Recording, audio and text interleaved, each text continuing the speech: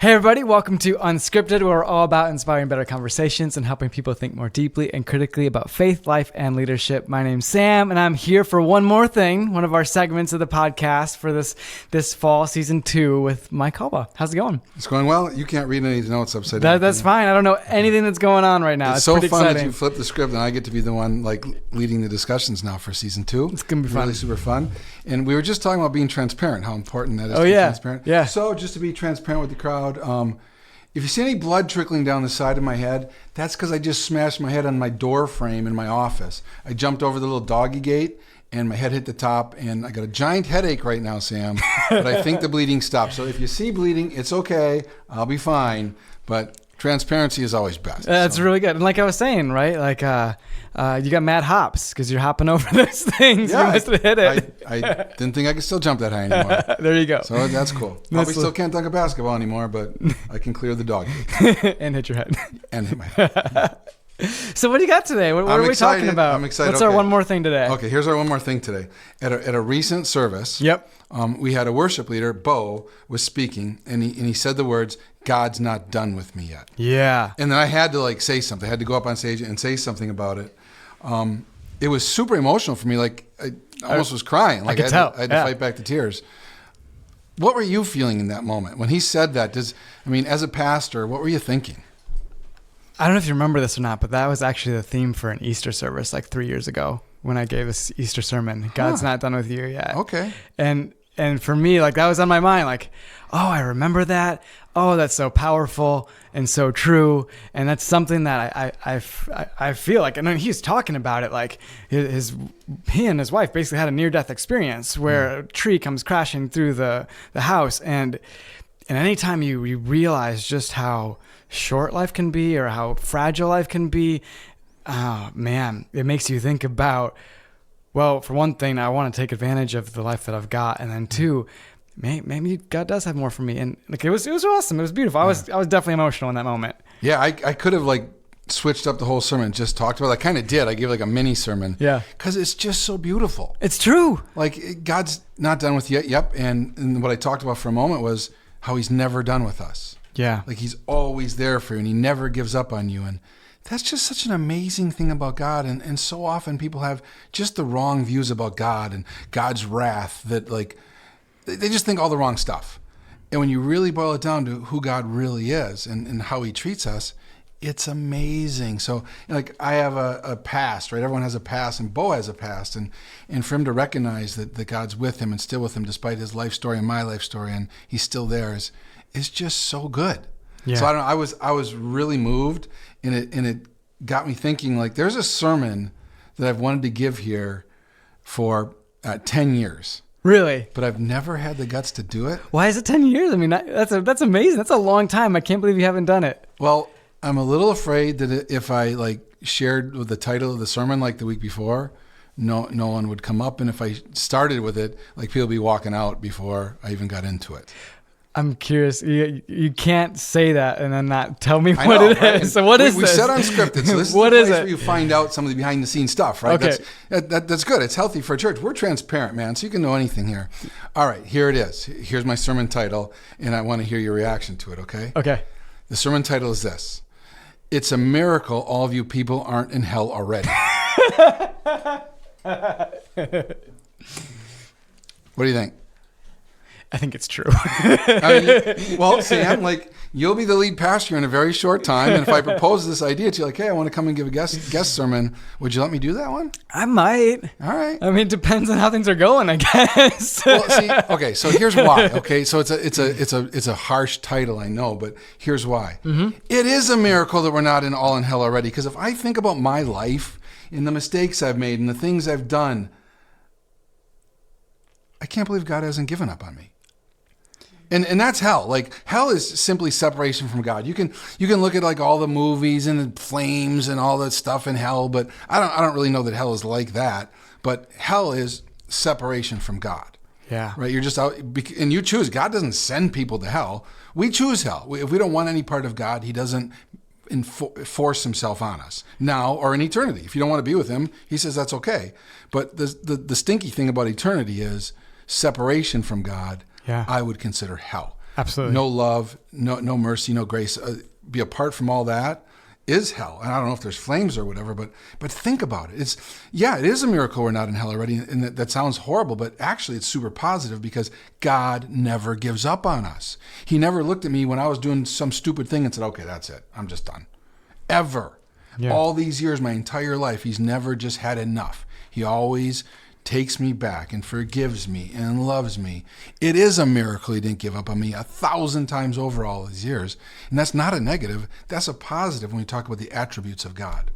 What do you think? I think, so I'm really curious about this because what's funny is it's a very daunting, negative seeming title. And yet I already can hear in the things that you're saying just how positive of a message it is, because it talks about just how incredible of a gift we've been given. Yeah. And if you actually take that for what it is, you would never actually be the same. Yeah. You wouldn't be the same. You'd realize, oh my goodness, I could be in the worst circumstances in the world. I'd be separated from the most powerful, good, positive relationship I have the possibility of having. One that he's like always, I mean, whether you believe in God or not, a Christian would say that God is, even when you're not following him, wanting to be with you. So there's still an aspect of that relationship that's there, that you're experiencing and feeling and having, even when you're not following him. But when that goes away, or if that wasn't actually there, the extent to which you'd feel the depravity and the awfulness and the awfulness of life would just be exponentially worse. And to experience that and think about that and see that then seems like the reverse would just be so powerful.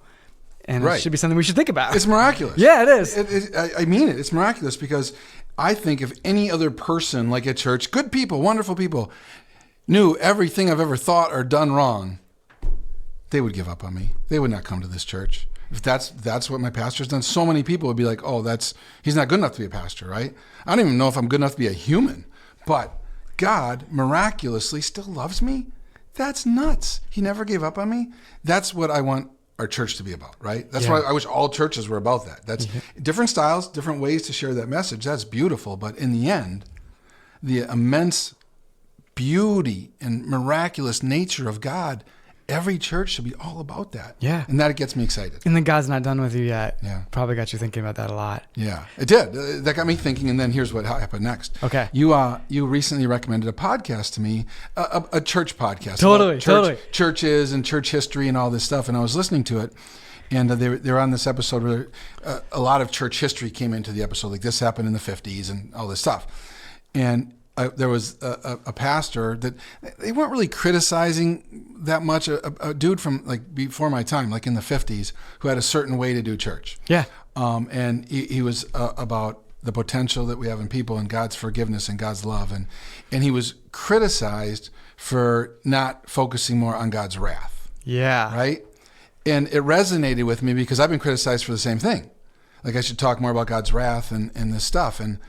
And so I was listening carefully because this is a super famous pastor. He had a tremendous ministry, whether it's my style or whoever's style, whatever. But God used him incredibly, right? Yeah. So I just have respect for people that God uses, however he uses them. But as it talked about the God's wrath thing, it was like, yeah, I've experienced that too. Like, Mike, you should talk more about God's wrath. Have people addressed you like that too ever? Or I don't know. I don't know if I'm trying to think if I actually do talk about God's wrath more or not. If I do come from that perspective or not, because I think it's an interesting thing to talk about. Because even at the start of this podcast, I mean, today, like you're saying, maybe we should talk about God's wrath in a way like it's amazing God's not. It's like a negative way of like, hey, God, it could be wrath. I don't know. Nobody's really like come up to me and said, hey, you should talk more about hell, or talk about God's wrath. That's not been something that people have said outright to me. Maybe it's coming. There's a movement in Christianity these days, like styles change. And there's a movement these days where more and more churches are talking more about God's wrath. Yeah. And they're trying to do it for the right reasons, just like I'm trying to do my things for the right reasons. So I don't mean to be critical of anyone, but it's a deal right now. And so people have approached me as a church leader and said, how come you don't do it this way? This other church does it this way, and maybe you should do it that way more. And so it's been on my mind a lot because I listen. When people, I wouldn't even call it, I don't mean criticize, but when people challenge I listen because there's great wisdom in other people, right? So when people say things to me, I really think about, are they right, or should I adjust, or do I need to think about something differently? I like pushback, right? Like this whole idea of unscripted. You should be able to have meaningful conversations with people, and it doesn't turn into a fight, and you can respect each other in the end. But open, honest conversations, especially when we disagree, I think is good. It's healthy. So I like it, and it makes me think, and I don't just blow it off. So I've been thinking about it, and sometimes God gives us our just punishment, you know, like, and mostly that's just a life consequence that happens because of our actions. But God leads with love. Yeah. So sometimes I feel like people can be too soft. I feel like they can just emphasize all of the really rosy, nice things about following God and what God does for you. I think that sometimes can happen. But my antidote to that is more so just talking about what happens when we live a life that's separated from him and the natural consequences that come from it. And I think God's wrath is often just not holding back from what those natural consequences are. And so it's super easy just to talk about that, right? Like, hey, if you make these decisions, there's going to be consequences. Right. It's just what's going to happen. Right. If you have no clue how to drive, and then you choose to, on top of that, drive drunk, and you have an accident, that's not God's punishment. No. That's a natural consequence to your own stupid choices. Exactly. And sometimes I think people look for that, though. They look, it must be God, when really, no, you put yourself in that situation. Yeah, it is interesting. I mean, we're talking into a culture right now that's probably changed over the past 50 years substantially. Maybe it was, 10 years ago, 15 years ago, maybe people had heard so much about God's wrath that the message of God's forgiveness and love resonated more. And now maybe it's everybody gets a trophy. Everybody has that kind of situation. Everyone's a winner. That when you talk about God's wrath, you're like, oh, God's powerful. That's a little scary. And maybe I should listen. Yeah. It's new information. It is. Just because of trends. Totally. But that's all true, but people have to understand that God leads with love. It's a miracle we're not all in hell already. I totally God agree. leads. I think it's 1 John chapter 4. God is love. That's who God is. God leads with love. That's the starting point of anybody's, anywhere in the world's relationship with God. God is a loving God first. Yeah. And I think agree. that has to be understood. I completely agree. Because if you don't understand that, then I think everything you think about God can actually become this really unhealthy view of God that makes you live out your life in a way that doesn't align with what the gospel says. It's more so about guilt and doing things out of shame rather than doing things because you've accepted grace and then choose to live a certain way because of a reaction to that grace. Grace is a beautiful concept, and we talked about another one recently, I don't know, a month ago or something at church, God's mercy. Like, we're supposed to show others mercy. That's the sign of a mature Christian. That's to be like Jesus, is to give mercy. And I think God is love, and then because God is love, he's merciful.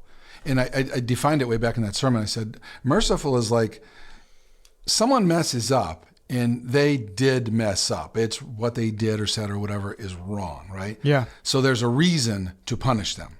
There's just punishment. From human to human, right? There's even take God out of it. Like, you may have done something, there'd be a reason that I would be upset with you. Totally. And then even have the power to punish you in some way or treat you harshly or whatever. So you have a reason and you have the power to punish, but you choose not to. That's mercy. And that's what God is for us. It's all over the Bible. God is merciful is in the Bible so many times. God is a merciful God. That's amazing. And then Jesus is like the face of God's mercy. Yeah. Jesus is God's mercy in someone looking to be a human person, right? Jesus lived life with human stuff, temptations and all that stuff. So Jesus still chose to be merciful. That's the face of God to me. Yeah. But those are the starting points, right? Yeah. You have love and you have mercy. And if you understand that, then you can understand God's punishments sometimes. Yeah. Right? Yeah. As natural consequences for your mistakes. Totally. I have a question for you. It's a little off topic, but still kind of, it's what I started to think about as soon as you started talking. Do you ever have to cry uncle? Yeah. Okay. Yeah. I have this like deep memories of growing Does it up involve your brothers? and having older brothers Yeah. and older friends of these brothers that literally just pounded me, and then I say uncle, say uncle, Yeah. and I'd be like, uncle, stop it. Yeah, I had a sister who stuck her fingernails in me to get me to do stuff. So, Yeah, totally. And she was 8 years older, so they hurt. Totally. So it makes me think of that because in that moment they have the choice of whether or not they could say mercy or give mercy or not. Yeah. And that's a better picture of mercy for me. Most of the time when I think of mercy, it's like this kind of lovey-dovey nice thing. But in reality, mercy is I have the ability to make this person hurt even more, and I choose not to. And I'm in that power position, and they're crying out, uncle. Yeah. And you're saying, no, it's okay. I'm Right. done. I'll let go. Yeah. Well, they use it in movies a lot. Like, I don't know, like if it's Gladiator or like Game of Thrones or whatever, a movie set in the past where there's some sort of thing going on and maybe it's a battle or whatever. And then the king or whoever it is does like thumbs up or thumbs down, right? Thumbs up is they give mercy, thumbs down is no mercy. Right? Yeah. That's just part of the human experience. It is. We know what it is to receive mercy, and it feels so good, especially God is merciful. So I screwed up in this way and this way and this way, and God still loves me and wants a relationship with me. I love receiving mercy. Giving mercy, though, sometimes it's tough because you're hurt or you're angry or you have reason, right, to punish. Yeah. And maybe even the power to punish. Like you can shut that person out. You can cancel them if you want. Yeah. But then to choose not to be more like Jesus, that's some hardcore Christian maturity right there. And so the consequences of focusing on the wrath of God could potentially be a group of people so focused on the wrath of God that they feel vindicated when they show no mercy. Yeah. That's a really interesting thought. Yeah, and love isn't like, I love you, so let me tell you this horrible thing about you and why you're all screwed up. Yeah. I'm telling you because I love you so much. That is a false wrapper on something ugly. Yeah. Right? If you really love that much, well, then love like Jesus loves. That should be our goal as a Christian person. That's why we call ourselves Christians. We're trying to follow Jesus, right? So, yeah, there's times when you have to be a truth teller and all that, and even maybe remove yourself from a relationship because of what the person's doing or whatever. That all happens. But you got to be like God. You got to lead with love, lead with mercy, and then actually those consequences have weight. Yeah. No one cares what you have to say if you didn't first love them and give them mercy. No one cares if you remove yourself from a relationship if you haven't had a relationship. You're crabby and bossy all the time anyways. Thank God you removed yourself. You're not good for me. It's so true. Right. Yeah, like, it is. If you're just going to be critical, yeah, you should remove yourself from me. That'd be the best gift you could give me. Yeah. But if someone leads with love and mercy and they're always good to you, now you're open to learning from them or even being corrected by them, right? Yeah. Like we do it on staff all the time. We share opinions and like, hey, I think you did this right or wrong. And it's a safe environment because there's so much love and mercy always there. So sometimes when we challenge each other, it's healthy. Yeah. But you got to start with the love and mercy, like God does. Yeah, like Jesus does. Yeah. Well, the few instances where people or Jesus and a person separate, it's never because Jesus walks away. It's Right. always because that person walks away and removes themselves from it. Jesus is there, and he might be telling the truth, but he's not the one that says, you got to leave now. No, he tells the truth and stays and keeps loving them. Exactly. Yeah. Exactly. Yeah, I just think if people are listening, it's a challenge. It's tough. It's tough to be worthy of God's miraculous love for us, right? The fact that he loves and still accepts you and all that, it's tough to be worthy of that. But the beginning of that worthiness isn't living the perfect life or memorizing your Bible. The beginning is loving like he loves, giving mercy like he loves. Start there. Yeah. Start there. And when you're known for that, then people will receive your correction. And they'll ask for it. Yeah. And that's the They difference. come to you. Yeah. Right? Because you're so loving and so like we go to God or we go to Jesus because we know they'll accept us as we are and then they'll correct and teach and help mold us. That's the model we're supposed to follow. That's why it's in the Bible for all of history. Yeah. So we can learn from it and follow it. Yeah. So it's even like, here's one. I don't know. We're probably running out of time. Sorry. It's so fun to be leading one of these things. You're good. I think we're It's good. only my second time, so I'm probably screwing it up. So I'm sorry if I'm screwing it up, but there's one that really, like God's wrath, really, I've had this conversation with lots of people over the years and maybe with some of you. Sometimes people wonder if God's punishing them. Yeah. Okay, like something has gone wrong in their life, a lost job or illness or bad stuff, okay? And they wonder if God's punishing them. And I've had these individual conversations so many times, so this is just a chance to say it more publicly. If you got to guess if it's God punishing you, it's not God punishing you. So these things have happened in my life, and is that God's punishment or whatever? No. Think about it this way. God sees himself as a loving parent, right? That's God the Father, right? Like, God is the perfect Father, not like your imperfect human father. God is a perfect Father. Would even a good father ever punish their child and their child didn't know why they were being punished or what they did wrong, or even if it was their father's punishment? Yeah. No, a good parent, mom or dad, sits their kid down and says, listen, this is what you did wrong. Here's why it's wrong. Here's what I think about it. And because of that, you're going to be grounded or whatever it may be. You don't just randomly punish. They don't even know why they're getting punished. They could never even change them. They don't know what they're doing. Yeah. So if God's the perfect Father, he, of course, never has ambiguity as part of his punishment. Yeah. If you got to guess, like, could this be God's punishment? Pray and ask God, right? Talk to God. Am I being punished? Why am I being punished? Whatever. And he'll tell you. So that's what any good parent does. So in your answer, you're saying that God does sometimes punish people. Certainly. There's natural consequences that come for our actions, like driving drunk and getting arrested. Yep. You know, is that God's punishment? I don't know. He allows it to happen. He allows it to happen, and he's using the conventions of our society Yep. for you to deal with those natural consequences. Or could God be upset with you over something? Maybe you're lying a lot or something that is natural to humans to do, and he could punish you for that in some way, like you lost a relationship because of it or whatever. Sure. Or he removes a blessing from you. Very, very possible. But it's not going to be so confusing you don't get it. Yeah. Like, is it God or not God? A good parent, a better parent, always helps you to know. And God is the best parent. Yeah. So you don't got to guess. I feel bad for people because they're struggling with something, and they think, oh, maybe it's God punished me. Maybe I'm bad. Talk to God. Yeah. Don't come to me or any other human and ask if God's punishing. Just speak to God yourself. And if you're praying to him openly and honestly, he will communicate with you. Yeah. You'll know, and then you know. Then you know it's from him. But most of the time, the bad stuff that happens in our life is not God's punishments all the time. Too many people want to put that on God. It's not their own fault. It's not natural consequences. Oh, God's punishing me. God's punishing me. God's wrath. That's who God is. They're forgetting God's love, God's mercy first. And then sometimes, yes, as a loving, merciful parent, he does punish. Like all parents sometimes have to punish their kids. But it's love and mercy first. Yep. And you can't forget that we live in a world that he allows people to have freedom of choice and choose things, and there's sin in it, and there's this messiness that gets in there. Because of that, there are things that aren't him that go wrong in our lives. And we can't just say that's his, because he just allows us to have this freedom to choose.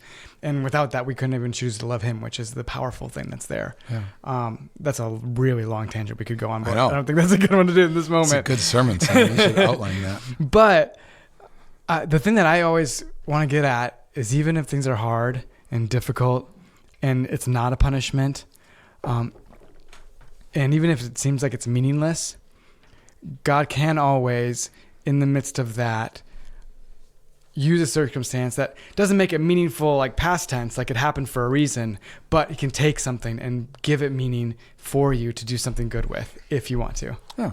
What do you think about that? Totally agree. Okay, good. Yeah, I totally agree. I had to very particularly describe it, because it's a hard thing to get. Because I never want to say that God caused something to go wrong so that there's like this negative thing in your life, and there's a meaning. Like nothing. People always say everything happens for a reason. I don't know that's the case. I don't think everything happens for a reason, but I do think God uses anything and gives purpose to it if you're willing to go there with him. Right. Yeah, I was just about to ask you, I'm guessing our time's about up, and you always ask me at the end when you're leading, like, you have one more thing to say, like, how would you like to wrap it up? So I don't know if that's how you'd like to wrap it up, but how would you like to wrap it up, Sam? I'd like to wrap it up just by repeating what Bo said and what you said. God's not done with you yet, and there's power there. God's not done with you yet. Agree. Awesome. Thanks for listening, everybody. Have a great week.